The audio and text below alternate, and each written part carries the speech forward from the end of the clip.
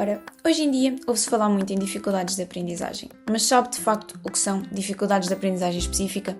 Ouve-se muito falar em dislexia, descalculia, disgrafia, mas afinal, o que são todos estes termos complexos? Dizem todos o mesmo ou são termos diferentes para dificuldades diferentes? Vejamos então. O termo dificuldades de aprendizagem específicas diz respeito a um conjunto vasto de dificuldades significativas na aquisição e no uso das competências da leitura, da escrita, da fala, da escuta, o raciocínio, cálculo matemático, capacidade de atenção e concentração, entre tantas outras. Estas dificuldades, por norma, estão associadas a alterações no sistema nervoso central, estão presentes ao longo do ciclo de vida e do desenvolvimento das crianças e dos adolescentes e levam a um pobre desempenho académico. Mas existe aqui uma discrepância entre a realização escolar da criança e aquele que é o seu real potencial cognitivo, ou seja, a criança por norma tem potencial e tem capacidades para fazer muito mais do que aquilo que tem feito no seu desempenho académico. Como é que se manifestam estas dificuldades? Então as dificuldades mais comuns prendem-se com o domínio da atenção, que por norma são crianças que têm muitas dificuldades em manter a sua atenção até ao fim de cada atividade, ou não terminam as atividades, parece que se distraem com tudo, têm dificuldades em seguir uma determinada ordem de tarefas ou em cumprir as instruções que são dadas, porque lá pelo meio já se distraíram e perderam-se naquilo que tinham que fazer. São crianças que parecem estar sempre com a cabeça na lua, ou até parecem nem ouvir quando falamos mesmo diretamente com elas. Ao nível da memória, também é comum apresentarem dificuldades, quer na memorização como na recuperação de informação.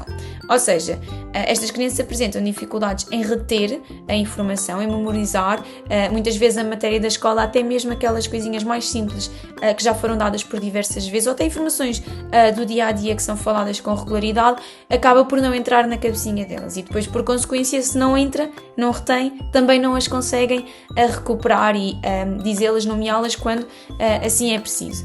Ao nível do raciocínio, por norma são crianças que também têm dificuldades em compreender as instruções, quer nas tarefas mais relacionadas com a escola, como até em situações do dia-a-dia ou atividades lúdicas, por norma não compreendem as regras por detrás do jogo, por assim dizer, ou o que é preciso fazer naquele momento.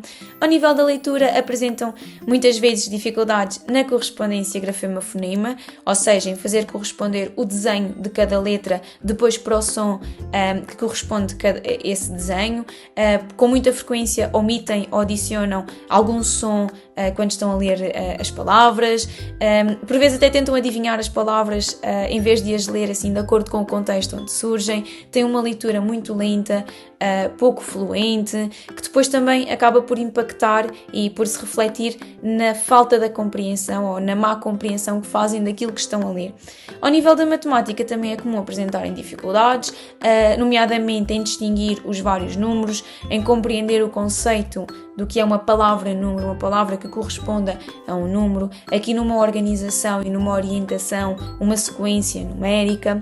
Mas claro que nem todas as crianças apresentam estas dificuldades. Estas dificuldades podem surgir de formas diferentes em cada criança e podem surgir específicas apenas a um domínio ou então a diversos domínios, que acaba por ser o que é mais comum.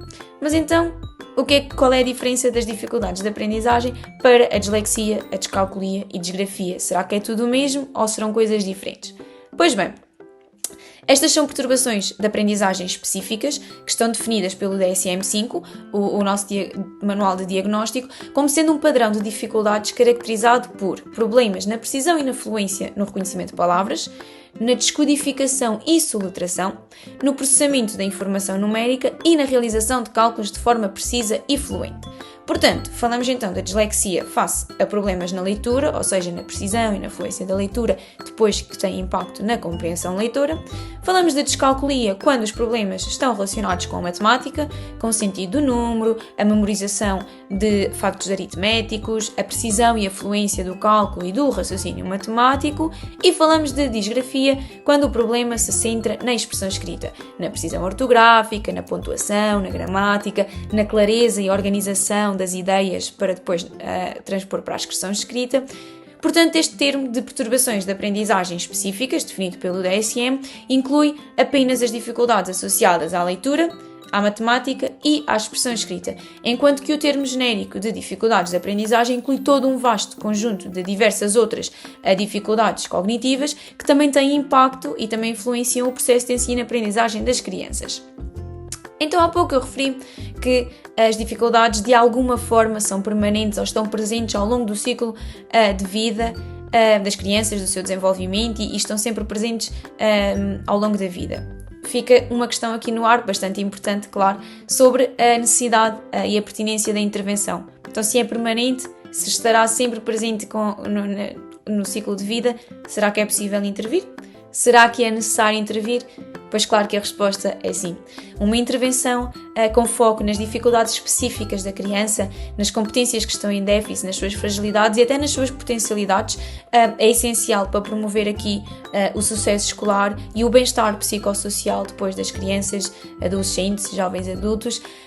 E esta intervenção aqui, este apoio psicopedagógico, é importante que seja fundamentado numa intervenção, numa avaliação psicológica que permite caracterizar, delinear, permite definir o que é o perfil cognitivo daquela criança, permite identificar quais são as potencialidades, quais são as fragilidades, quais são as dificuldades mais acentuadas daquela criança, para que se possa identificar então objetivos de estimulação e de intervenção para promover aqui o sucesso desta criança e depois o impacto ou a influência que depois tem, quer ao nível das suas aprendizagens, quer depois nos diversos domínios ao longo da vida.